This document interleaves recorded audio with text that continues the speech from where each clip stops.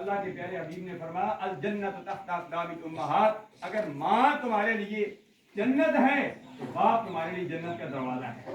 جنت تک پہنچنے کے لیے باپ دروازہ ہے، اس دروازے سے گزرنا پڑے گا۔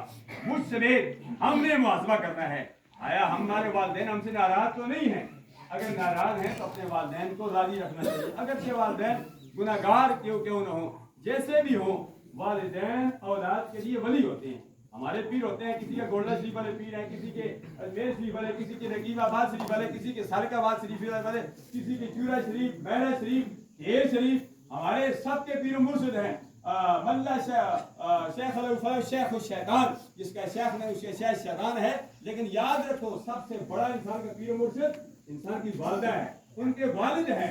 یہ اپنے والد کو راضی رکھ لو، اپنے والدہ کو راضی رکھ لو، رب بھی راضی ہو جائے گا۔ ماں کی خدمت وچ جے بندہ ساری رات کھلوے پھر بھی ماں دا ایک گھڑی دا حق ادا نہ ہوئے۔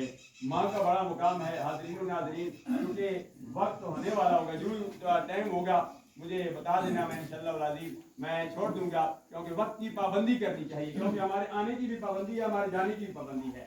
اللہ فرماتا ہے کہ حتی اذا جاء اجلہم لا یستاخرون ساعۃ ولا یستقدمون، تم میں سے جب کسی کی اجل آتی ہے نہ ایک لمحہ پہلے آتی ہے نہ ایک لمحہ بعد آتی ہے، جو وقت مقرر ہوتا ہے اس وقت اس کی اجل آ جاتی ہے، تو اس پر کوئی پہلے نہیں جاتا، اس وقت آتا ہے۔ کسی کی عمر 60 سال ہے، کسی کی عمر 100 سال ہے، اب تو 100 سال والے بندے بہت کم رہ گئے ہیں۔ پرانے بابا کرم داد مرحوم بدری، یہ تو بدری ہے، سر ڈاکٹر بیٹھی وہ بھی فوت ہو گیا، اس کے بیٹا محمد یوسف بھی فوت ہو گیا، یہاں بھی آپ کے ابا اجداد کئی فوت ہو گئے۔ 100 سے زائد عمر بہت کم لوگوں کی ہے۔ اعلیٰ حضرت عظیم البرکت کے ایک مرید خاص تھے، ان کے متعلق آپ نے پہلے ہی فرما دیا تھا، گزشتہ دنوں سید زادے تھے، فرمایا کہ تیری عمر 1.5 صدی کے قریب ہوگی۔ اس کی عمر 1.5 صدی کے قریب پہنچی۔ میں نے بھی اس کی زیارت کی ہے، آپ نے بھی زیارت کی ہوگی۔ بہت بڑے عالم دین تھے، ان کے خلیفہ تھے، تو ان کی عمر اتنی تھی، ورنہ 100 سال سے زیادہ عمر نہیں ہوتی۔ اس لیے پیر نصیر الدین نصیری علیہ رحمت کی عمر بھی 60 سال کے قریب تھی۔ تو ہم سب نے محاسبہ کرنا ہے، ہماری عمر اگر 40 سال ہو جائے تو ہم یہ سمجھیں جو 40 سال کے بعد عمر ہے، یہ ہمارے مقدر کی بات ہے، کوئی پتہ نہیں، کسی وقت بھی ہماری روح قبض ہو جاتی ہے، بچے بھی چلے جاتے ہیں، جوان بھی چلے جاتے ہیں، لیکن جو 40 سال کے زیادہ عمر والے ہیں وہ سمجھے یہ بونس ہے۔ ہمیں صبح و شام رب سے استغفار کرنا چاہیے، اللہ تبارک و تعالیٰ سے معافی مانگتے رہنا چاہیے۔ کوئی پتہ نہیں کہ کس وقت جو ہے اسرائیل آ جائے۔ اسرائیل نے میرے پاس بھی آنا ہے، آپ کے پاس بھی آنا ہے، اور جا کر پوچھنا نہیں ہے۔ وہ الگ بات ہے کہ موسیٰ کلیم اللہ کے پاس آئے تھے، پوچھا نہیں تھا، تو موسیٰ کلیم اللہ نے تو تھپڑ دے مارا تھا اسرائیل کو، وہیں آگ نکل گئی تھی، رب سے شکایت کی، یا اللہ ایک جلالی نبی کے پاس بھیجا جو جانے نہیں چاہتا۔ فرمایا تو کیسے گیا تھا؟ فرمایا میں نے ان کی روح قبض کرنی تھی، وہ جلالی تھے، انہوں نے مجھے تھپڑ دے مارا۔ فرمایا جانا میں تمہیں آنکھ دے دیتا ہوں، لیکن جا میرے نبی سے جا کر پوچھ کہ آپ کو کتنی عمر چاہیے، جتنی عمر آپ چاہیے اتنی عمر آپ کو مل جائے گی۔ فرمایا آپ بیل کی پشت پر ہاتھ رکھیں، جتنے بال نیچے آئیں گے اتنی سال آپ کی عمر بڑھ جائے گی۔ فرمایا پھر کیا ہوگا؟ فرمایا پھر جانا ہے۔ فرمایا اگر پھر جانا ہے تو ابھی میری روح کو ابھی قبض کر لو۔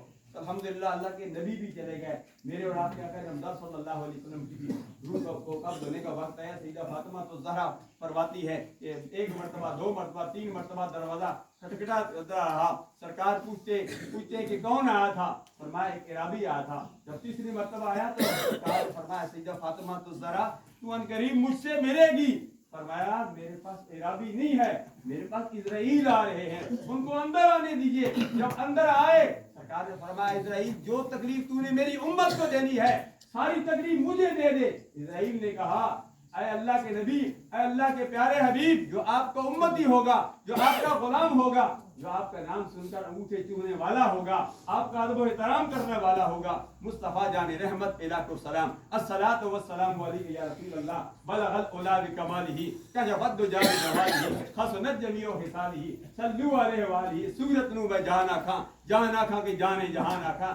ایسے لوگ بھی گزر گئے حضرت پیر میرے شاہ صاحب علیہ رحمت کی طرح۔ فرمایا جو ایسے عاشق ہوں گے، جو تیرے غلام ہوں گے، جو तेरा कलमा पढ़ने वाले होंगे। ऐ अल्लाह के प्यारे हबीब सल्लल्लाहु अलैहि वसल्लम, उनकी रूह को मैं ऐसे निकालूंगा जैसे मक्खन से बाल निकाल लिया जाता है। लेकिन जो आपसे दूर होंगे, फरमाया उनकी रूह में ऐसे निकालूंगा जैसे खारदार गाड़ी में कपड़ा फंस जाए, जब उसको निकाला जाए तो कपड़ा रेजे रेजे हो जाता है। जरूरत इस अम्र की है कि हम सरकार की सही गुलाम बने। गुलामी इसी में है। मिलाद मुस्तफ़ा का महीना है, मिलाद भी मनाए। अक्सर मैं कहा करता हूँ, मिलाद के साथ तालीमात मुस्तफ़ा पर भी अमल करें। जब इसी मौके पर रबीउल अव्वल शरीफ का महीना है, आखिरी अशरा है, मेरे ये दो शागिर्द हैं। एक जो है हाफिज मलिक आकिब जावेद मोहम्मद में, उनकी दादी मरहुमा भी बहुत हुई है इसी रबीउल अव्वल शरीफ में। तो मैंने कहा था आप नमाज़ जनाज़ा अपनी दादी अम्मा मरहुमा का पढ़ाएं।